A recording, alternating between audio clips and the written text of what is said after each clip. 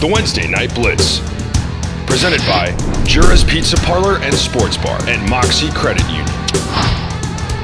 Welcome to the Wednesday Night Blitz, high school football from the field to your screen. I'm Frankie Tovar. And I'm Ruiz. Now, we covered the penultimate matchup of the 2014 season last Friday between Turlock and Merced High, two CCC juggernauts.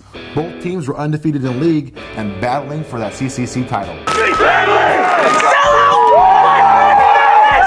Unfortunately for Turlock, they came up just short after a defensive battle, 10-7, in what turned out to be a Halloween nightmare for the Bulldogs. Not only was it a holiday nightmare for them, it was pouring all game long from start to finish. So we could say the drought finally ended, but the drought also ended Turlock's winning streak.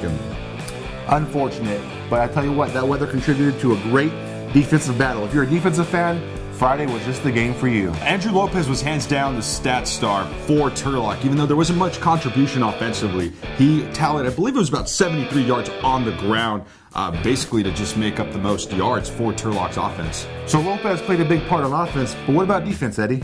Andy Jennings, we know he was out, and he's a star linebacker. Mustafa Noel Johnson came in, and that guy just played outstanding for a sophomore. Not to mention Jericho Tamu. They all came in, and obviously we can't forget about Zach Moore. I'm sorry, man, but these three guys were outstanding up front, really stopping the running game for the most part.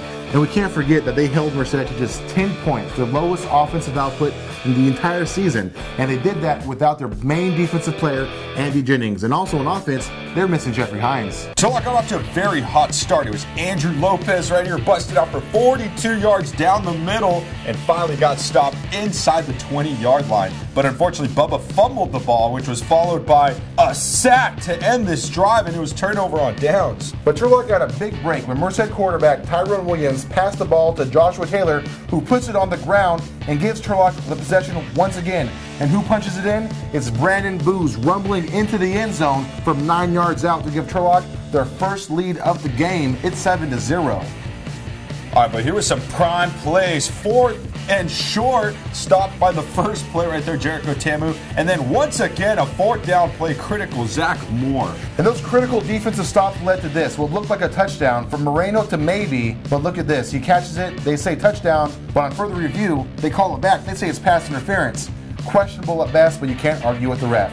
The callback touchdown resulted in an interception on the ensuing play as Moreno's pass is tipped and caught in the end zone. Here's some examples of the rain affecting the game. They exchanged back-to-back turnovers. It was Bubba Moreno that fumbled and lost that one, and then Tyrone Williams picked off Jacob Maybe, making a big play defensively.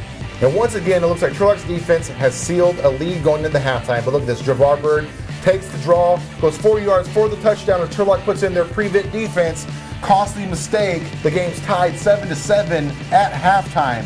Talk about a big momentum shift. There's Mustafa Noel Johnson. Look at the sophomore making some big plays. Again, another big stop from Moore. No problem at all. Unfortunately, Merced got the possession once again, and they just drove downfield. And this set up A.J. Stewart, the kicker, from 27 yards out. That set up the eventual game winner. The Bulldogs still have some fight in them, however, as they give the ball to the sophomore Danny Velasquez, who's just pumping the ball down the field. He gets some big gains, hitting that left corner, and the Bears are in panic mode at this point. The Bulldogs looking to get the lead. They hand the ball to Zach Moore, the fullback, up the middle. A good chunk of change right there, but unfortunately, the sophomore fumbles the football inside the 10, and look at the Bears looking to close it out. Merced was just juicing the clock at this point as they were just marching down the field, and another 4th and 1, very close. It was the 3rd stop for this defense. They had none of it, and this set up Turlock for one more possession. And Turlock with one final shot to win the game from their own 3-yard line, so they have to march 97 yards. You see Bubba Moreno hook up with his receiver on the outside, and Moreno follows it with another pass to Alan Bear Padilla and gets out of bounds. Unfortunately, the refs don't stop the clock. They have to spike the ball. Confusion is everywhere, and this ends the game right here. The game's done. Merced wins, back-to-back CCC champions. What a heartbreaker for Turlock. We had a lot of challenges to overcome this week as a team, as a staff, and I felt like our biggest thing was I challenged my guys to give 100% of themselves tonight. And I felt that we did that. We came out here and achieved what we wanted to achieve. We were just one play short. Does that mean Merced's a better football team than us? I don't know. But you know what? Hey, They played a great game. That's a great football team. But I think tonight they just made one extra play that we didn't make. We knew it was going to be tough without one of our top defensive players, but our sophomore stepped up. We knew he would step up. We felt really confident in our sophomore out there, number 52, Mustafa Johnson. I knew that on the other side of the line, I have our senior, Zach Moore holding it down. And I knew our edges were going to be real tough for them to get outside of us. And, we played them till the end. They made one extra play than us. I love this team. They're my family. I love playing with them. We just made one mistake on that one play. Pittman, now is the biggest game of the year. It's the last game of the year, and it is going to determine whether we are in playoffs. So, we're just going to take this thing one game at a time, just like we have all year. We're going to prepare tomorrow and Sunday and get our guys ready, man. We're going to get our guys ready to play a Harvest Bowl here in front of a sold-out crowd. I've been waiting my whole life to play this game. I've wanted to beat Pittman my senior year for my whole life since I was a little kid. My dad has been the announcer, and I'm ready for him. I'm ready to beat him. Before we move forward with the show, let's recognize our sponsors. If you like hot wings, pizza, and icy cold beverages, Jura's Pizza Parlor and Sports Bar is the place for you. A Turlock favorite for more than 30 years, Jura's has built its reputation on delicious food. Come by Jura's during the football season for discounts and special prices.